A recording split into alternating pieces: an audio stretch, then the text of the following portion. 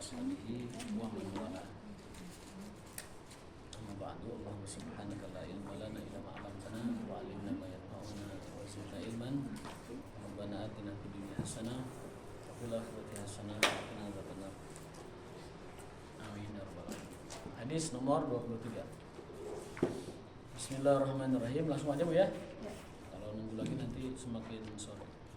Wa an Anas ibni Malik radhiyallahu anhu qala lamma kana yaumu Khaybar amara Rasulullah sallallahu alaihi wasallam Aba Talhata fanada innallaha wa rasulahu yanhayanikum an luhumil humuril ahliyati fa innaha rijsun muttafaqun alaihi.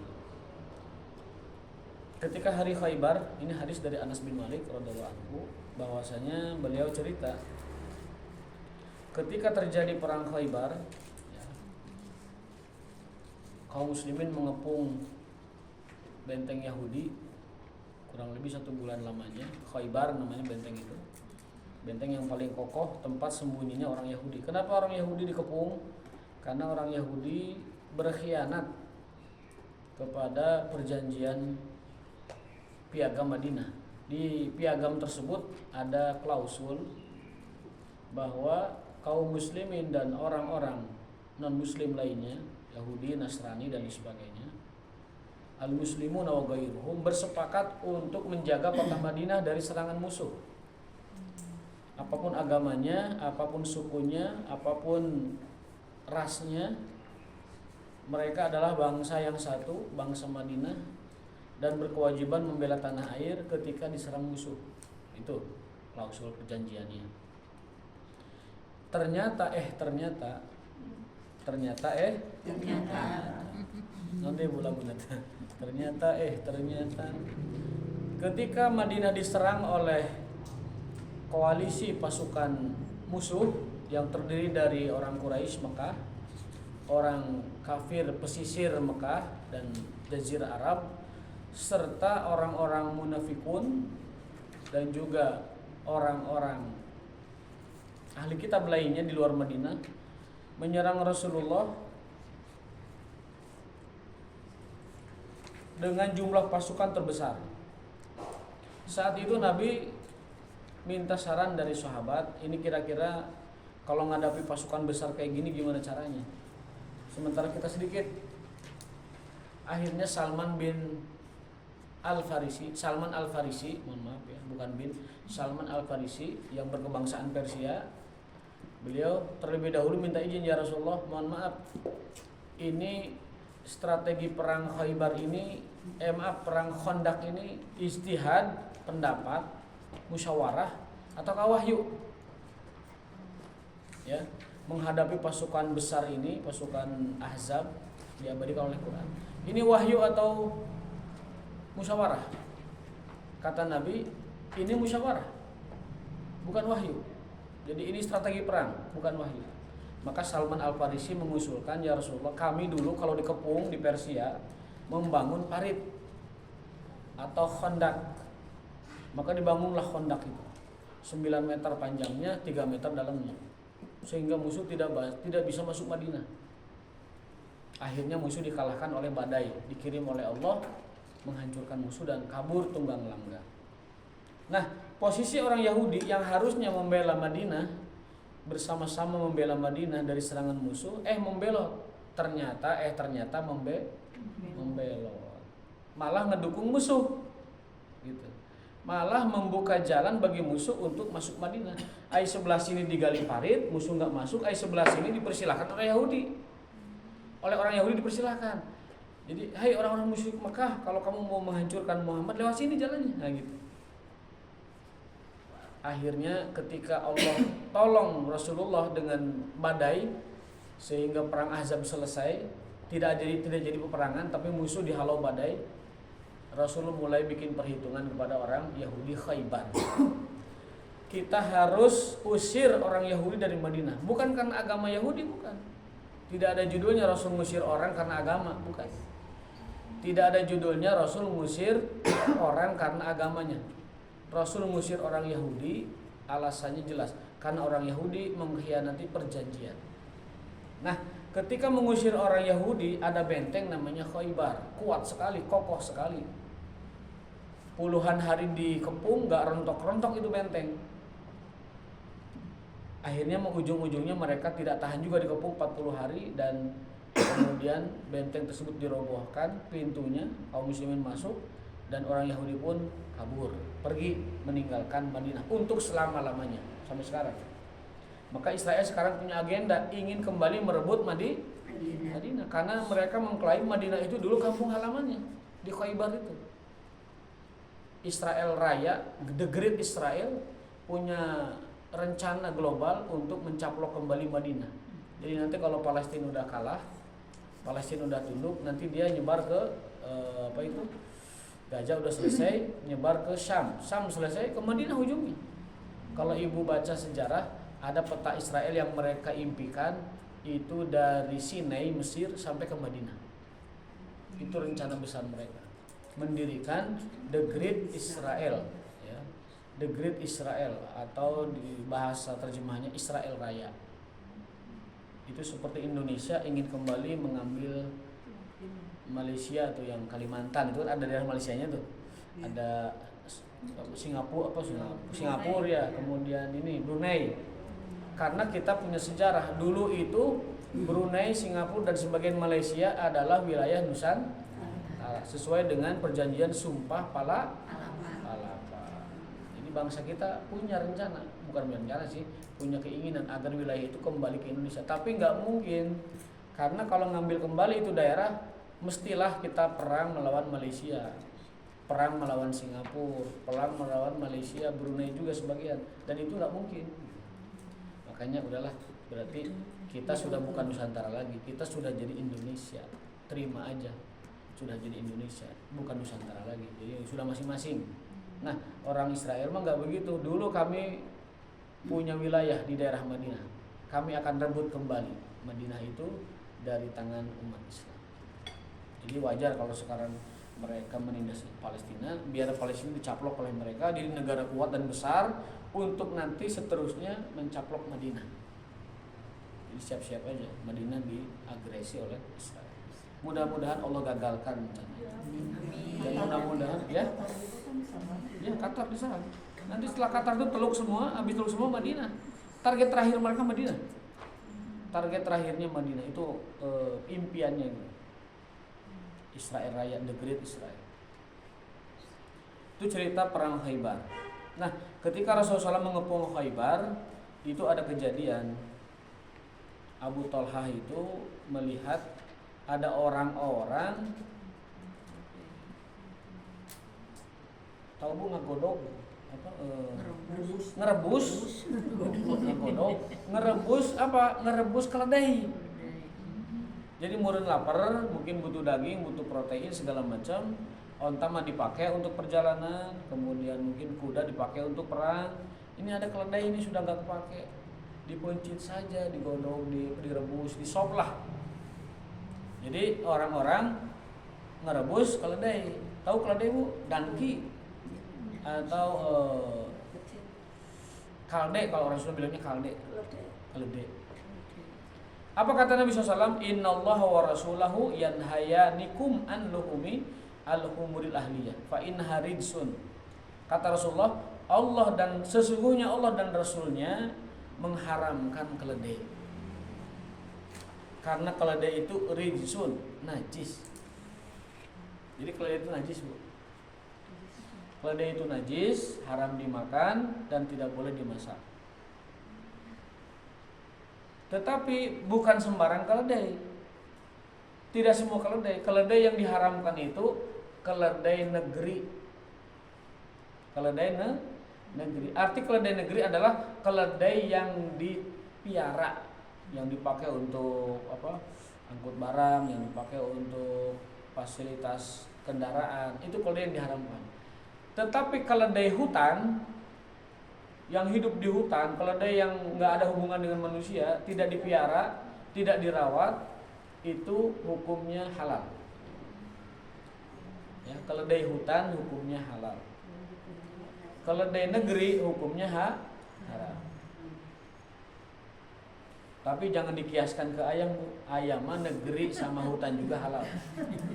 Ayam negeri, ayam kampung, ayam hutan halal. Kalau ayam mah khusus keledai negeri yang hidup di perkotaan dipiara oleh manusia itu haram dan najis. Sementara keledai yang hidup di hutan itu halal. Saya simpulkan saja hadisnya. Poin nomor 1, najasatul humuril ahliyah. Najis, hukum najisnya keledai negeri.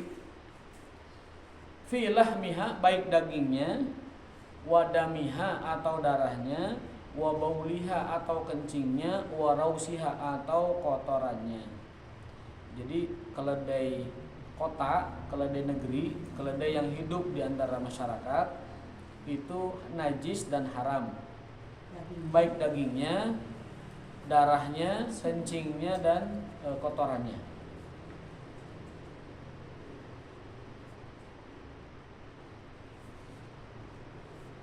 Amma irkuha, adapun liurnya ataupun liurnya ciduk ya.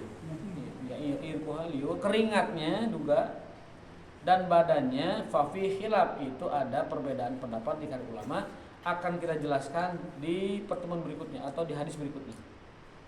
Jadi daging, darah, kencing, kotoran itu haram dan najis keledai itu. Adapun keringat, liur dan juga badannya itu perbedaan pendapat di kalangan ulama. Nanti kita jelaskan setelah hadis ini.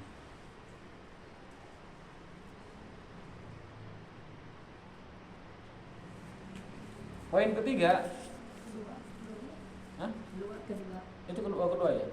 Tahrimu akli luhumiha wa syurbi labaniha. Adapun daging dan susunya itu diharamkan. Kalau poin 1 itu najis, kalau poin ketiga ini pengharamannya.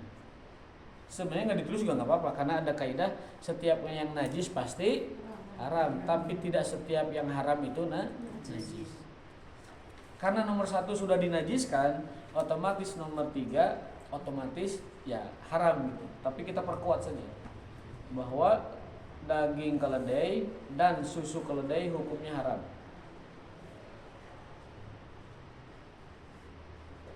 Dan juga kotor. Poin ketiga, dikhususkan keledai negeri. Dikhususkan keledai negeri. Adapun keledai hutan atau liar, keledai liar, maka hukumnya suci dan boleh alias halal. Keledai hutan hukumnya suci dan halal. Nah, di orang kurang populer keledai ini ya. Jarang orang punya keledai juga, tapi sekedar tahu aja hukumnya.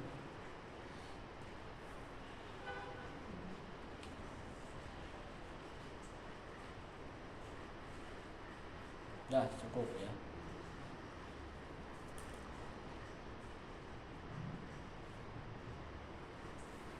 Apa sih keledai itu, Bu? Kayak kuda kecil.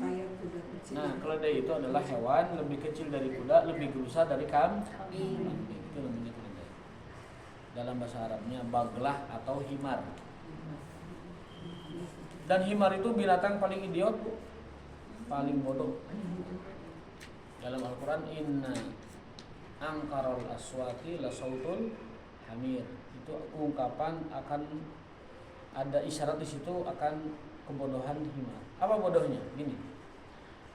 Saya pernah kuliah di luar negeri, banyak himar, banyak onta, banyak kambing. Itu himar itu kalau di tengah jalan diklaksonin, diam dia. Enggak ke pinggir. Jadi disuruh itu atau dihardik oleh pemiliknya, disuruh atau dimarahin itu nggak nangkap dia, nggak paham. Hewan lain di tengah jalan dihususin minggir, kucing, kambing, iya apa, sebangsa nih ayam, udah kabur dulu. Kalau dia emang nggak, anteng di tengah, seolah tidak ada apa-apa. Dan hewan paling cerdas adalah onta. Onta itu kalau ibu bawa ke Surabaya, kemudian Disuruh balik lagi ke Bandung, dia hafal jalannya. Mau coba beli aja ontanya dulu. Kemudian angkut ke Surabaya, lalu lepaskan. Dia bisa tahu arah balik ke Bandung tanpa GPS, Adanya boneka ontanya. tanpa Google Map. Iya, maksudnya GPS juga, Google Map juga enggak gitu. Dia dengan instingnya bisa balik ke arah tempat dia berasal. Kucing ada. Kucing bisa, tapi nggak sejauh itu. Masih pintar kalau itu. Onta. Kalau kucing, ibu bawa kucing dari sini ke Caringin, udah pusing dia. Gimana baliknya? Tapi kalau onta, tadi saya katakan Mekah ke Madinah dilepas, dia bisa balik ke Mekah lagi. 400 km. Kehebatan onta. Maka di perjalanan gurun, di perjalanan sabana, di perjalanan yang medan berat, yang dipakai oleh orang dulu onta, karena onta hafal jalan. Asal dia pernah dibawa oleh pemiliknya, misalkan pemiliknya naik ibunya nih, ibunya onta, si anak onta ini diikutkan gitu, nanti hafal dia. Jadi generasi penerusnya tuh jadi kendaraan andalan untuk jarak jauh. Satu onta di depan mimpin, 10 onta di belakang, itu nanti onta itu dibawa ke perjalanan yang sama, dia hafal. Jadi si pengembalanya itu, si penumpangnya tinggal tidur aja di atas haudaj, di atas saung onta itu, tidur aja. Itu onta akan sampai ke tujuannya. Makanya kata Nabi, paling cerdas binatang itu adalah onta. Dan daya ingatnya kuat, instingnya kuat. Dan energi logistiknya juga kuat. Dia 2 minggu bisa tidak minum, tapi sekali minum sadrem. Tangkinya gede. Tangkinya tuh besar. Kemudian nyimpan energi di punduknya. Isinya itu lemak semua di sini. Kalau dikupas itu air dan lemak isinya. Punduknya. Itu buat perjalanan jauh. Dari Mekah ke Damaskus itu bisa 1000 km. Dari Mekah ke Madinah 400 km kira-kira. Itu onta yang diandalkan. Bahkan dari Damaskus pernah ke Afrika Utara, nembus Spanyol pakai onta. Walaupun ngangkleng ya, uprat, tapi dia kendaraan kuat. Jarak jauh. Itu onta. Makanya onta itu saking di Islam itu berguna, onta itu sampai kencingnya pun bisa dipakai obat. Susu onta dan kencing onta itu bisa dipakai obat. Tapi karena masyarakat kita kurang familiar, kalau ada yang menyampaikan hadis ini dicibir, kayak nggak ada obat lain aja. Padahal hadisnya sahih, Bu. Jadi, ya? Obat apa kencingnya? Obat segala macam penyakit. Dulu kisahnya begini, ada orang dari suku Irniyin atau Uroniyin. Ada yang baca Uroniyin, ada yang baca Irniyin. Itu satu kampung sakit semua itu hampir. Lalu datang ke Madinah, minta obat. Apa jawaban Nabi? Kamu datangi itu penggembala, minta kencing onta sama susu onta, minum. Kencingnya diminum, susunya diminum, sembuh semua. Maka ini dalil bahwa kencing dan susu onta adalah obat. Tapi lamun can telebna ulah coba-coba. Itu mau bagi yang yakin aja. Ini suka ada jualan itu. Ada. Di Susu onta ada. Suku Baduy susu onta ada, air kencing onta juga ada yang dijual. air kencing ya. Coba cek di googling atau YouTube khasiat susu onta dan kencing onta. Bahkan di sana dipakai untuk sampoan kan, manjur. Jadi rambutnya itu dibasahin sama itu supaya sehat. Karena emang manjur. Saya belum nyoba, Bu. Kalau susu onta pernah, tapi kalau kencingnya belum. Ini juga dalil bahwa, Bu, kotoran hewan yang halal dagingnya tidak najis. Dikotok deh.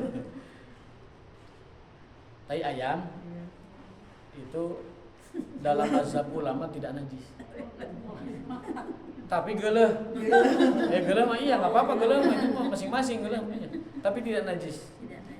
Berarti kalau ketempelan Kotok tidak najis. Tai domba yang sukro itu yang menurutku suka podol domba, the podol of the domba gitu ya. Itu kalau nyentuh baju kita itu tidak najis. Bahkan oleh petani jadi pupuk. Jadi podol domba, tikotok, kemudian podol sapi itu kalau nyentuh baju kita waktu korban atau waktu nyembeli atau waktu ngurus tidak najis. Tapi geuleuh. Itu pendapat yang kuat di dalam fikih ya, pilihan fikih. Jadi sekali lagi ada kaidah al hayawanu al ma'kulu lahmuhu tahirun wa halal. Fadlatu halal. Hewan-hewan yang dagingnya halal maka kotorannya tidak najis. Kalau geuleuh relatif. Di Afrika orang banyak ngebangun rumah semena ku podol domba. Podol sapi. Jadi podol sapi itu diambil dari kandang, ditambuyakeun, kemudian ngambil tanah dicampur. Beberapa liputan petualangan Indonesia yang ke Afrika itu ada yang ikut ngebantuin, ya kan? Jadi kalau ada wartawan meliput tentang semen ala Afrika, itu kan tai sapi dicampur tanah, itu ada wartawan kita yang ikut nambalin juga. Nah, berarti kan dia mah tipikal orang yang tidak geulahan. Tidak geulahan. Ayo orang kita mah kan lihat podol sapi sudah geuleuh. Jadi sekali lagi hewan yang dagingnya halal kotorannya tidak najis. Tapi kalau hewan yang haram dagingnya otomatis najis. Ya. Anjing, babi, singa, kucing. Kucing ada sedikit pembahasan ikhtilaf karena dia sering ada di sekitar kita.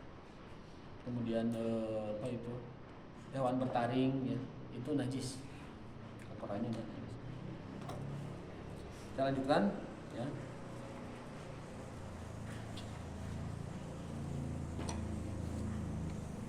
Saya kira cukup, yang bawahnya menguatkan itu aja, bahwa larangan itu bukan hanya dari Allah tapi dari Rasulullah SAW.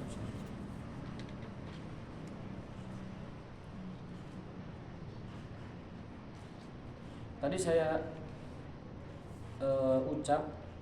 ucapkan tadi tentang ini ya, keringat, liur dan rambutnya ya. Menurut Imam Ahmad itu hukumnya suci.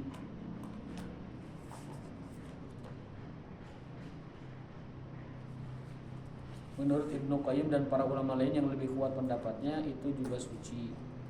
Jadi himar kalau dari negeri itu yang najis tadi haram tadi apanya aja Bu?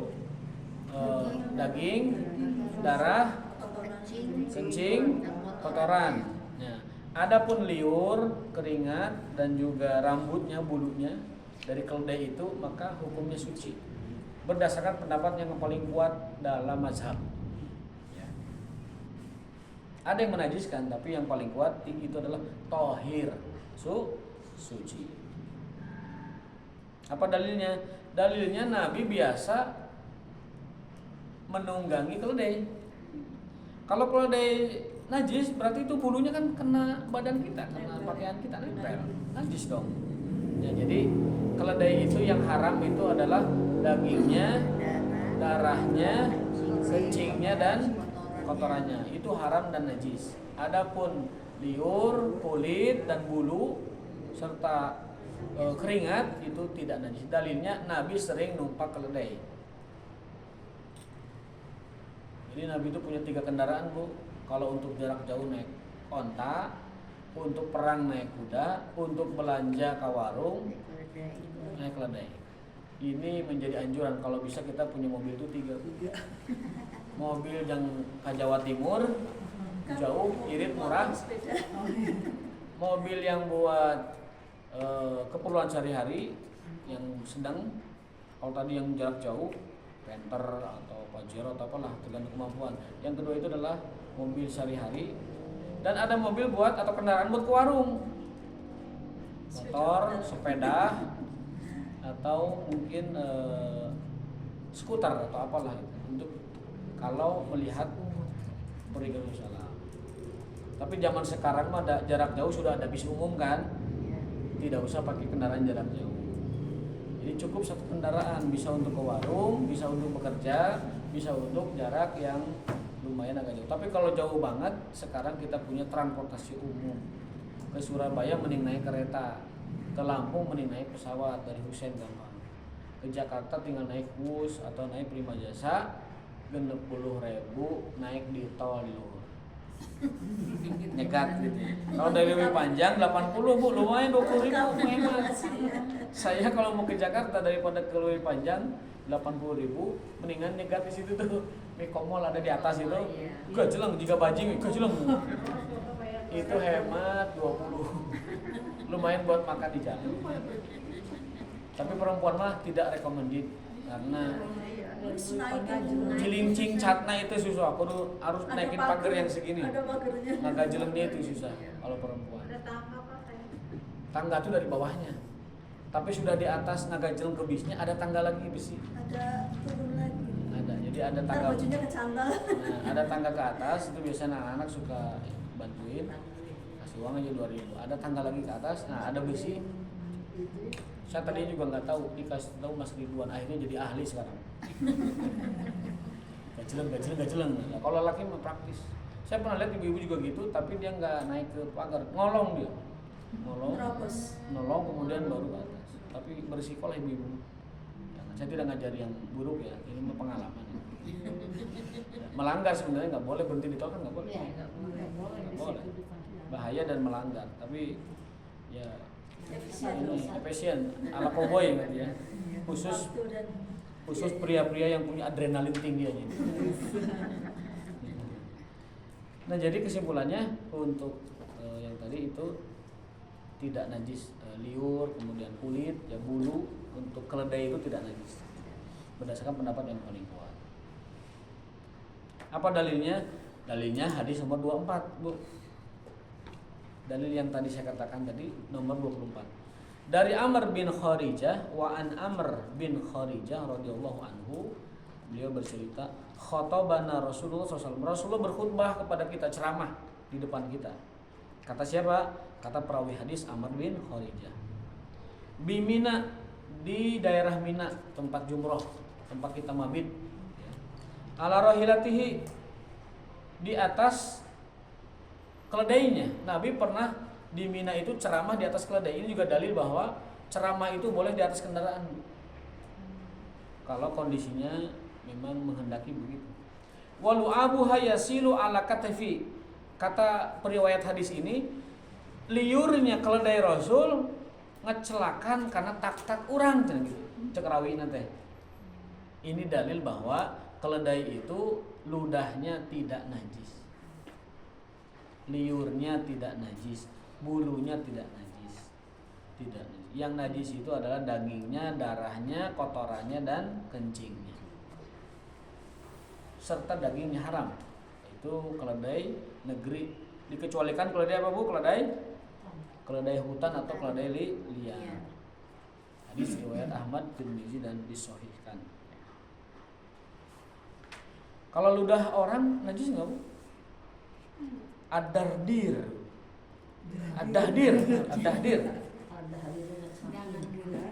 Al-dahdiru najis enggak? Tidak najis. Karena orangnya enggak najis. Kalau ini selain dahdir itu apa lagi? Zigong. Zigong gimana zigong? Sama kan najis. Zigong sama bagian dari dahdir kan, dahdir kan? Satu rumpun itu. Oke, sekarang hadis terakhir nomor 25.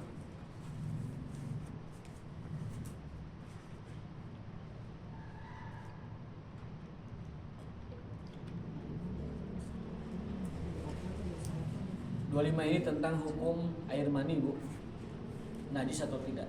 Kita kan lagi bahas najis ya. Wa an Aisyah radhiyallahu anha. Nah, kalau hadis-hadis yang sifatnya sensitif itu perawinya pasti Aisyah. Aisyah itu istri Nabi yang paling banyak meriwayatkan hadis. Ada sekitar 2.000 hadis yang diriwayatkan oleh Aisyah.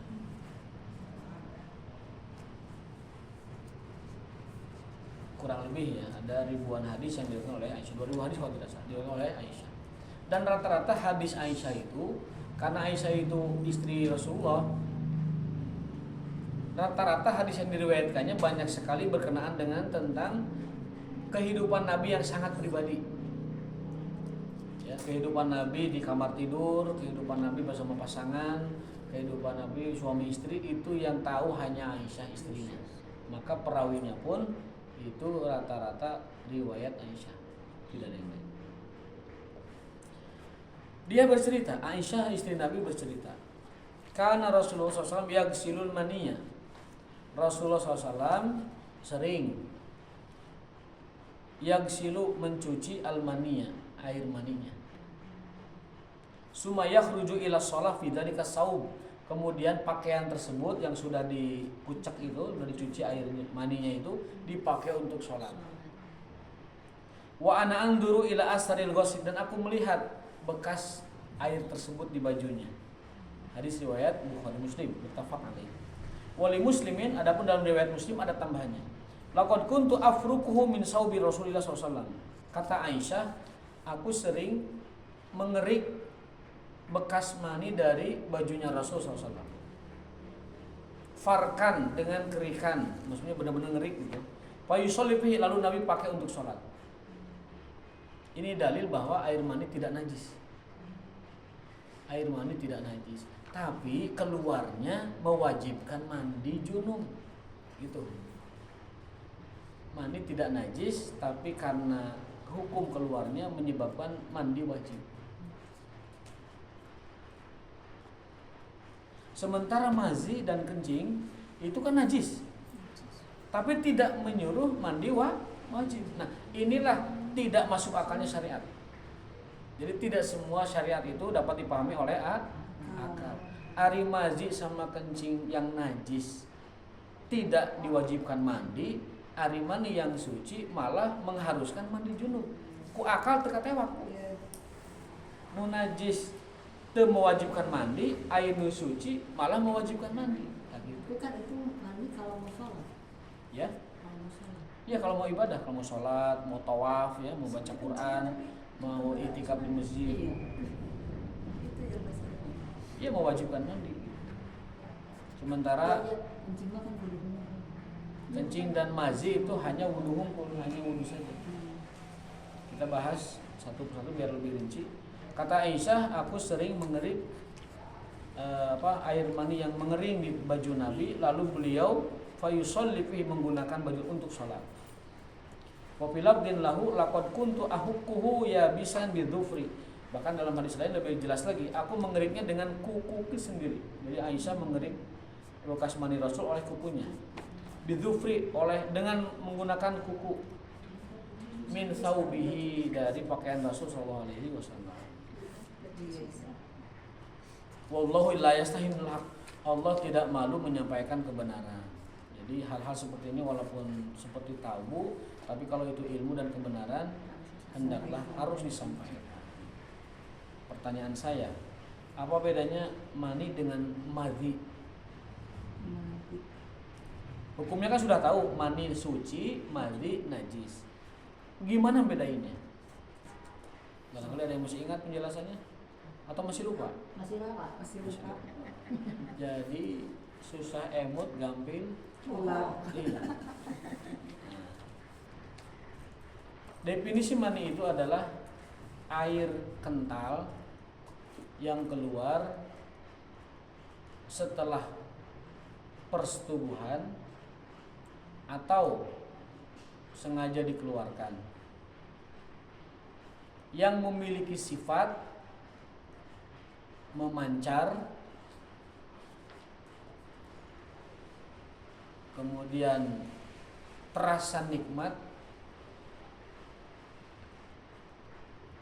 dengan hayajan syahwat, dengan gejolak syahwat yang besar. Itu definisi mani. Jadi mani itu harus sesuai dengan kriterianya, yaitu sifatnya memancar setelah persetubuhan dan dengan syahwat yang hayajan, yang bergejolak lah. Nah, itu mani. Adapun mazi, air kental atau mungkin disebut laziz besar, lazizun, lengket ya. Air kental atau lengket yang keluar akibat percumbuan atau khayalan,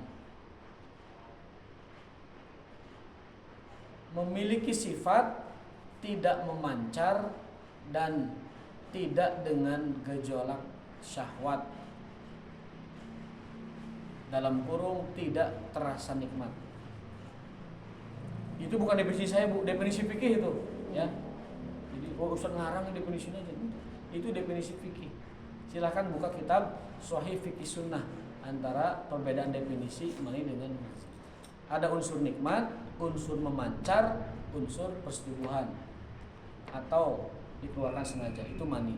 Kalau madi ada unsur satu tidak memancar, kemudian berasal dari hayalan atau fantasi, yang ketiga adalah tidak dengan gejolak nikmat keluarnya. Bagaimana mensikapinya? Mensikapinya adalah kalau mani itu wajib mandi kalau mau ibadah, sholat, tawaf dan baca Quran serta duduk di masjid. Kalau mandi cukup bersihkan areanya, sucikan, lalu berwudu. Itu mensucikan, cukup ya, dengan cara seperti itu.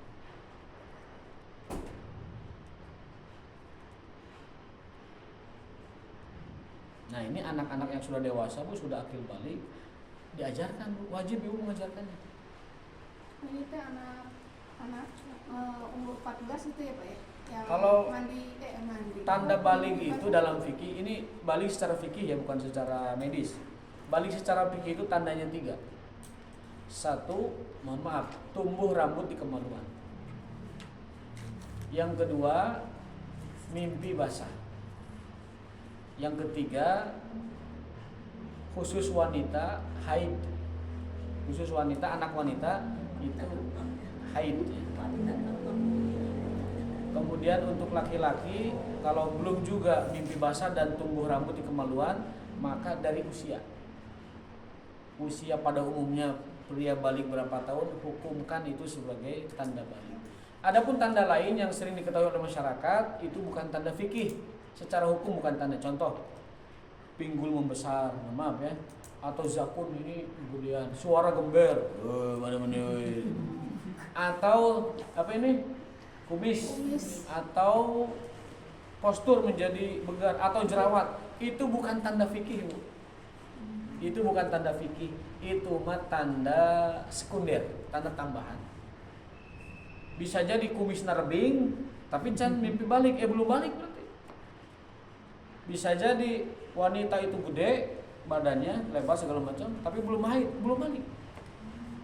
Jadi tanda-tanda biologi seperti tadi, medis lah, itu bukan tanda balik. Karena balik mah kaitannya hukum fikih, bukan hukum biologis gitu. Tanda fikih satu tadi tumbuh rambut di kemaluan, bukan di sini, di kemaluan. Yang kedua adalah mimpi basah. Yang ketiga adalah haid bagi wanita, dan bagi laki-laki itu umur yang sudah usia dia lumrah lazimnya berapa tahun balik.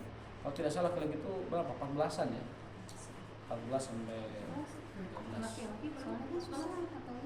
Ya, diukur dari kebanyakan anak seusianya. Kalau seperti anak saya kan ya, kebanyakan teman-temannya teh kan jadi si hormonnya teh nggak seimbang kan, yang tumbuh otak mah. Kadang yang 3 tahun udah tumbuh kemaluannya gitu, ada yang tumbuh payudara gitu. Kalau contoh gimana? Iya, tanda fikihnya itu adalah itu. Haid kalau wanita haid. Kalau wanita haid.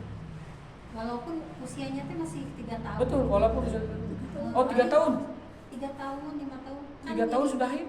Iya, dari lumpuh otak mah gitu. Jadi hormonnya teh Berarti bukan haid. iya, Bukan jadi- haid mungkin kalau iya, ada yang kalau 3 5 tahun ya. udah haid gitu. Kalau 9 tahun ke atas masih mungkin. Jadi itu, Kalau 3 tahun sih kayaknya masih bayi ya. iya emang kan jadi keganggu semuanya ya dari otakmu gitu. Banyak yang kayak gitu teman-teman anak saya. Allah alam, ini bagi saya ini kasus baru. Kalau anak perempuan haid 3 tahun 5 ini tahun. bagi saya kasus baru. Tapi kebanyakan itu 9 tahun ke atas. Itu karena Jadi kalau kayak gitu kewajiban sholat mungkin kayak kewajiban anak. Kalau secara pikir mah iya, tapi wallah alam itu saya benar-benar ini kasus baru gitu. masih balita. Kalau Masih balita. saya mah nggak heran sih dah anak saya teman-temannya kayak gitu kan ya dari lumpuh otak mah banyak yang hormonnya teh nggak seimbang gitu. Iya, tapi kalau 3 tahun mah nggak tahu ya, mungkin coba cek ke dokter barangkali Iya. apakah ini haid, Ke- apakah ini darah menstruasi atau ada hormonal lain gitu. Iya, jadi ada kelainan Ada ya, hormon, kelainan hormon. Mungkin kelainan hormon. Betul. Jadi itu tanda balik secara fikih. Kalau faktor lain suara membesar itu bukan tolak ukur ya, secara hukum bukan. Jadi perlu diperhatikan. Nah, kalau ibu segan atau enggan mengajarkan ini, suruh dia belajar ke sekolah atau di madrasah biar gurunya yang menerangkan. Kalau ibunya kagok bagaimana diajarkan. Tapi sebenarnya mah nggak kagok deh, itu mah anak kita sendiri kan. Kasih tahu, nah kamu kalau udah keluar menstruasi sudah wajib sholat, nggak boleh nggak sholat. Kamu sudah wajib puasa, kamu sudah wajib menjaga hubungan dengan lawan jenis, kamu sudah nggak boleh lagi seperti yang lain. Dikasih tahu.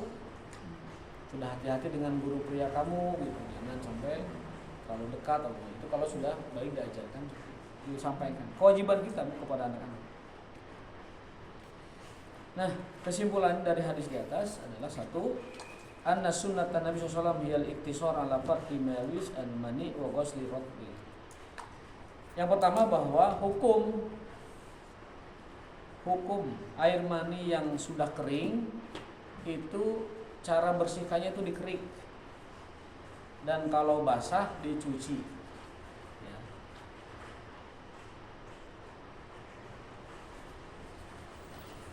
Yang kedua, bahwa hukum orang junub, status junub itu dia dilarang 4 hal.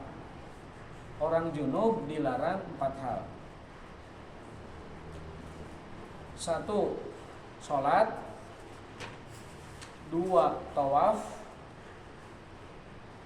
3. Menyentuh Quran, mushaf ya. Yang keempat, duduk di masjid. Satu apa? 1 tawaf, Bu. Sholat. 1 sholat, 2 tawaf, 3 nyentuh mushaf. Nggak boleh orang junub nyentuh mushaf, Bu. Kalau mau pakai sabun tangan, atau kalau mau ini jangan menyentuh Qurannya, dikebetkan sama orang boleh. Yang keempat adalah duduk di masjid. Kalau lewat boleh, karena ada ayatnya. Ayatnya itu au abiris sabil wa in kuntum junuban fatahharu. Kalau kalian sedang junub, bersucilah. Jangan masuk masjid kecuali hanya lewat. Jangan menyentuh mushaf, la yamassuhu mushaf illa tahir. La yamassuhu Quran illa tahir. Yang ketiga, sholat tadi ada hadisnya kan. Kalau kamu sedang haid, famtani'i as-sholat. Cegah dirimu dari sholat. Yang berikutnya adalah tawaf. Bahwa tawaf itu hukumnya kahukmi sholat, seperti hukum sholat. Itu junub karena mani. Kalau junub karena haid ada lagi satu tambahan larangannya, dilarang berhubungan badan. Jadi junub itu ada junub karena tadi air mani, ada junub karena haid. Ya. Pak Ustadz, kalau udah berhenti haid misalnya apa harus mandi dulu, apa boleh langsung hubungan? Mandi dulu Mandi dulu. biar bersih dan memastikan bahwa selesai haid. Meskipun ada pendapat, kalau tidak salah ada pendapat, tapi pendapatnya cukup kurang terkenal ya. Boleh. Tapi saya lebih cenderung pendapat yang tadi, mandi dulu. Mandi.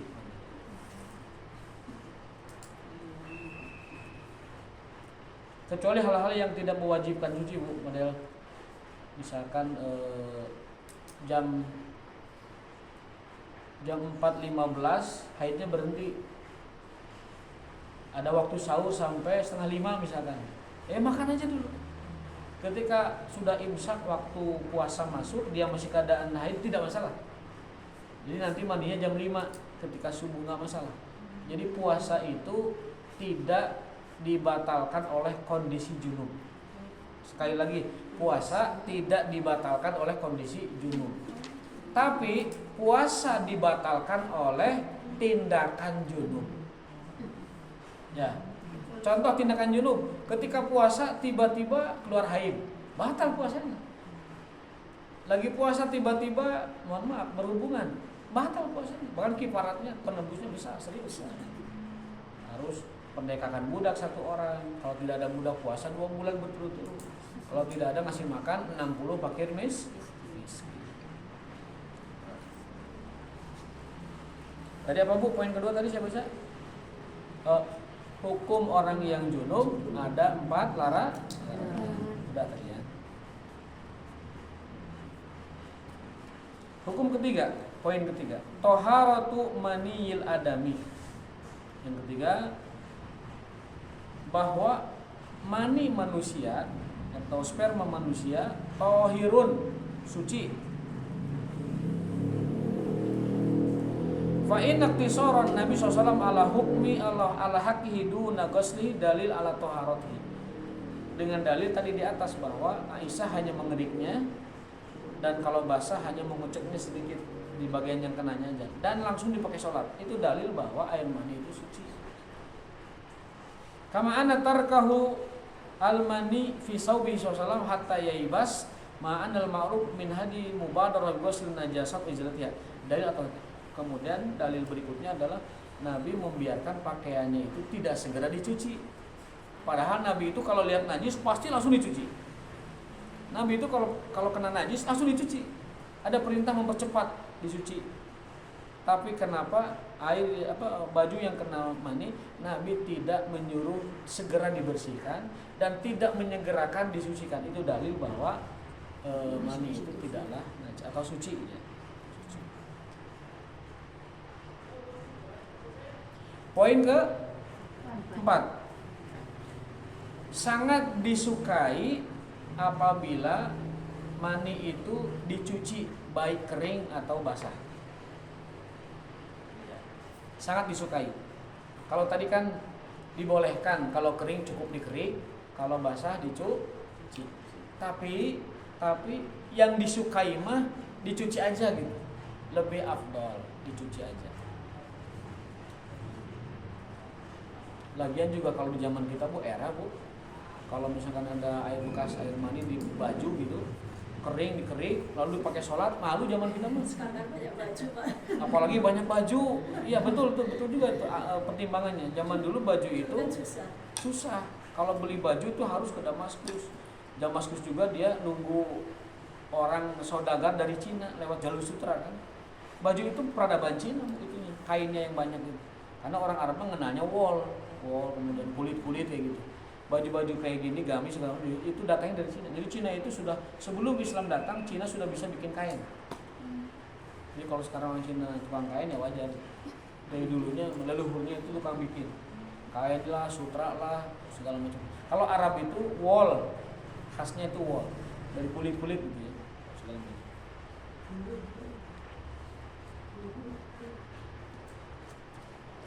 Jadi tiba heula nu ngaranna belakangna teks mah taha teks, pama teks. Nah lah teks itu tekstil ya. Itu yang punyanya memang Cina. Jadi sangat disukai apabila air mani itu kering atau basah untuk dicuci. Apa alasannya? Li kamalin nadhafah, agar pencuciannya itu kamil. Apa kamil itu Bu? Kamal, apa kamal? Sempurna. Agar toharohnya lebih sempurna. Kama yugsalul mukhatu wa nahwu minat tohirat.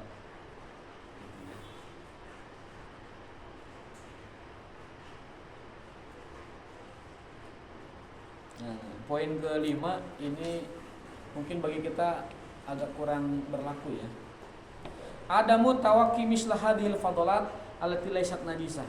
Mun basa urang nama ulah riweuh teuing pedah di baju aya mani. Jadi jangan gusar gitu loh. Jangan Nabi sendiri tidak gusar. nganggapnya itu remeh, nganggapnya itu santai, biasa, betul bahasa. Nganggapnya biasa. Ada mutawaki mislah halifat laisat binajisah. Jadi kotoran yang sifatnya tidak najis ulah teuing riweuh. Kecuali kotoran yang sifatnya najis. Ibu misalkan nyalikan odol singa misalkan. Eta mah kan najis, buru-buru geuwat-geuwat enggal-enggal sucikeun. Tapi kalau ibu nincak odol domba, anu siga sukro teh jangan terlalu riweuh, santai saja, da ieu mah lah teu najis ieu. Apalagi cuman air mani, mohon maaf. Tidak usah gusar, tidak usah gugur-gugan langsung bebersih karena itu mah tidak najis. Gitu. Ini ulama detail sekali sampai ulah gugur-gugan lamun baju kena air mani. Kok tahu ya gitu. Kok tahu gitu? Berarti ini mungkin pengalaman pribadi juga yang beliau simpulkan dari hadis di atas.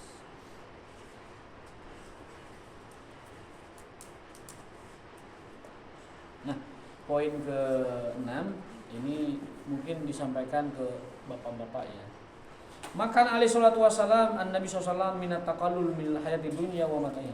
Nabi sallallahu itu konsep hidupnya itu sederhana. Konsep Nabi itu sederhana. Termasuk dalam berpakaian. Idz anna sauba naumihi huwa sauba sholati wa khuruji. Di mana pakaian tidur Nabi adalah pakaian sholat Nabi dan pakaian bergaul Nabi dengan masyarakat.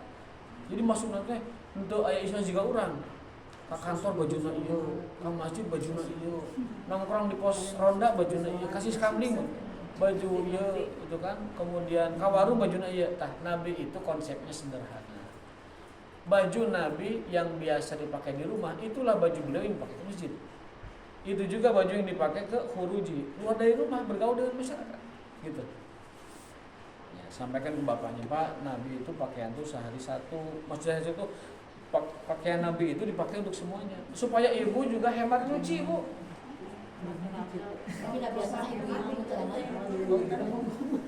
Supaya ibu-ibu juga hemat tenaga, tidak banyak nyuci melulu.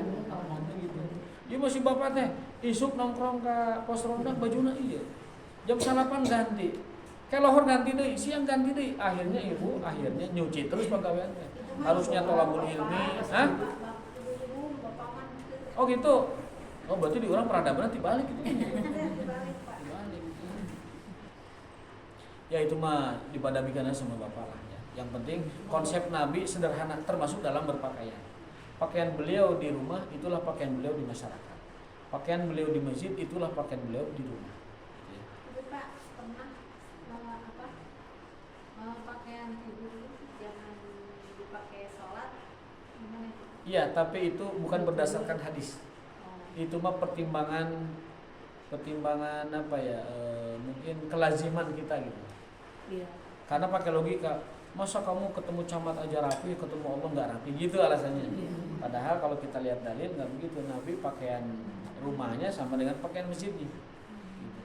Karena konsepnya adalah takallul minal hayati dunya, sederhana dalam berpakaian. Tapi ada yang tapi nggak tahu hadis atau apa. Kalau mau sholat gunakan pakaian terbaikmu. Oh jelas itu mah. Khudzu zinatakum inda kulli masjid. Artinya berarti ini baju Nabi di rumah dengan di masjid sama-sama rapi. Yang dibedakan itu kata Nabi dalam sholat Jumat. Kata Nabi cari pakaian yang paling bersih dan paling bagus. Mau Idul Fitri, Idul Adha, kata Nabi pilihlah pakaian yang paling kamu miliki, yang ada, yang bersih dan bagus. Itu dikhususkan memang hari raya, hari Jumat itu dikhususkan. Tapi hari biasa ini keterangannya bahwa saubu naumihi saubuhu lisolah. Pakaian tidurnya di rumah adalah pakaian sholatnya. Dan pakaian sholatnya itu adalah pakaian dia menemui masyarakat, menemui umat. Berarti selalu rapi ya? Selalu rapi berarti. Beliau selalu rapi. Urang mah kan teu si bapak teh di bumi kaos sang belel jeung soek. Aduh kita ulah dipake ka masjid begitu mah. Apalagi ini apa kolorna geus rawing. Lalu berdalih saur ustaz cenah aya hadisna Nabi ge ka masjid teh pakaian rumah cenah. Ayeuna mah nu rawing gitu teh. ke masjid pakai pakaian sobek yang enggak. Itu dipahaminya enggak begitu. Maksudnya adalah Nabi itu di rumah dan di masjid rapi. Kita belel Pak.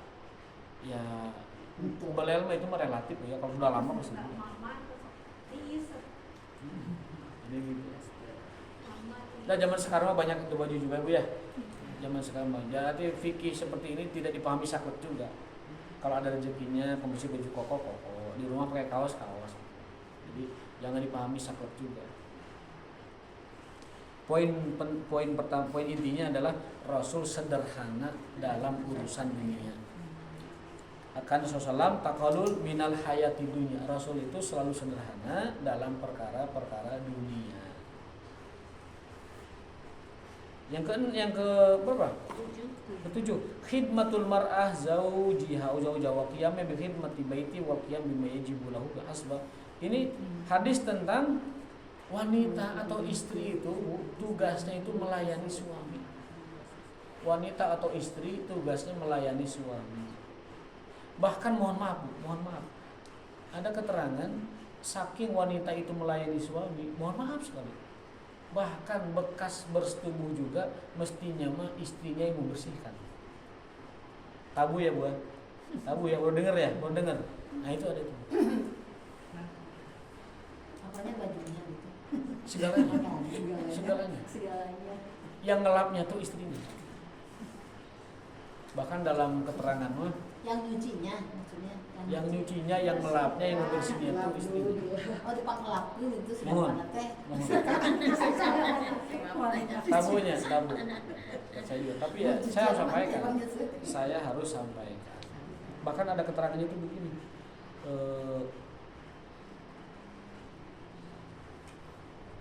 Keutamaan istri yang membersihkan bekas suaminya itu besar sekali, sangat utama sekali. Saya lupa itunya redaksinya, tapi besar sekali itu faedah dan keutamaannya bagi istri yang berkenan melaksanakan khidmah kepada suaminya dengan cara seperti itu.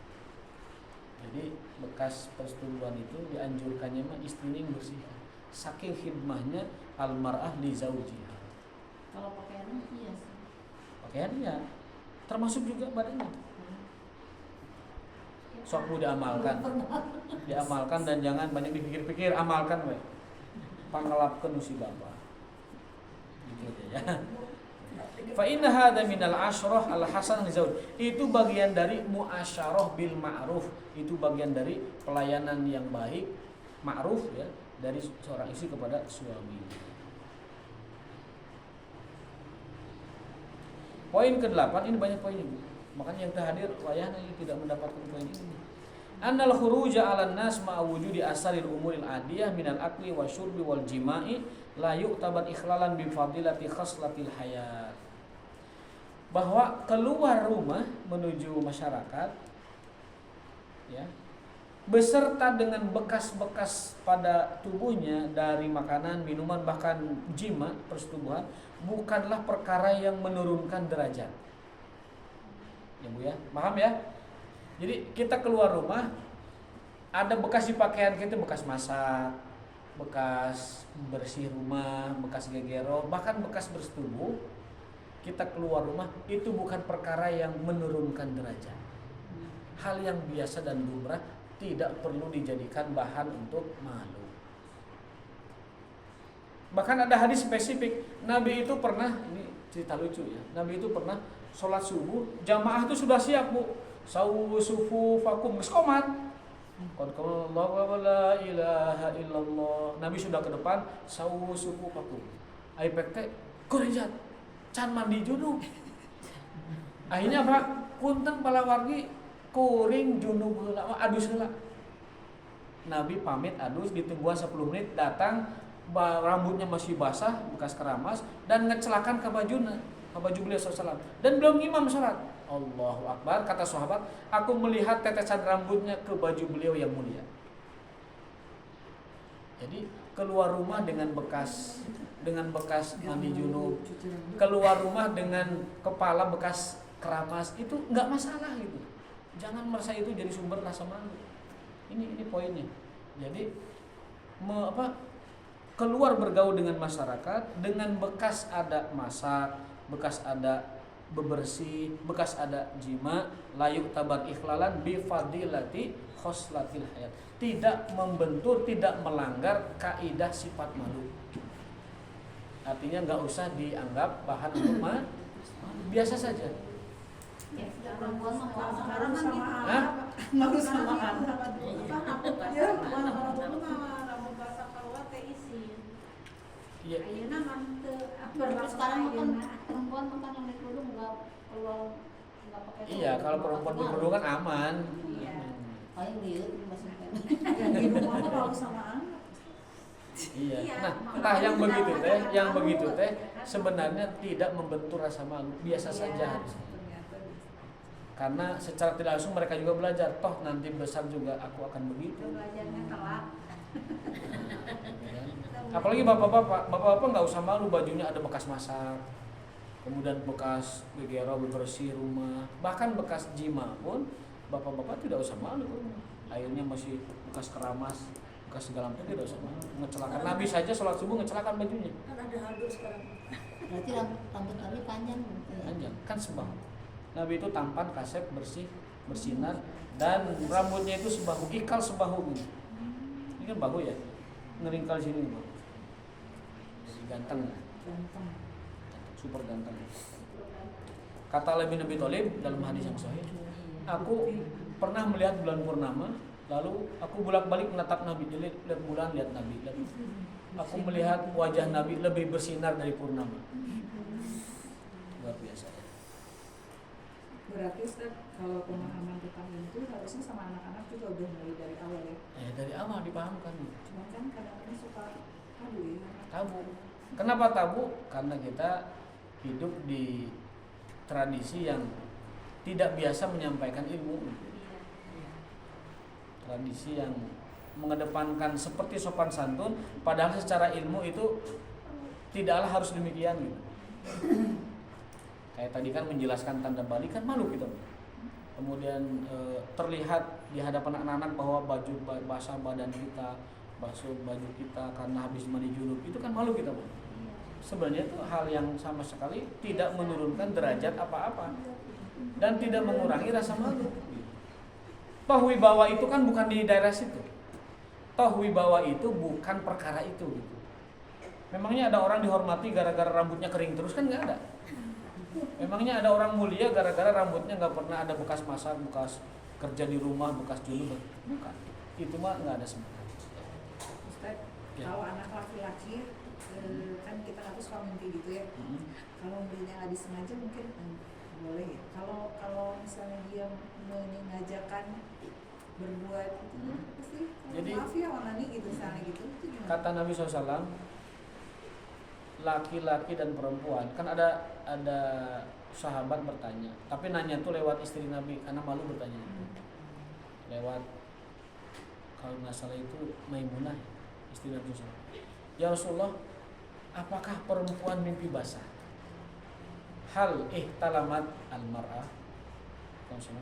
Apakah perempuan mimpi basah? Kata Nabi apa jawabannya? Memangnya perempuan berasal dari siapa? Memangnya asal usul wanita itu dari siapa? Kan dari Adam, dari laki-laki. Adamnya mimpi basah, ya berarti turunan anak-anaknya juga mimpi basah, laki-laki dan perempuan, gitu.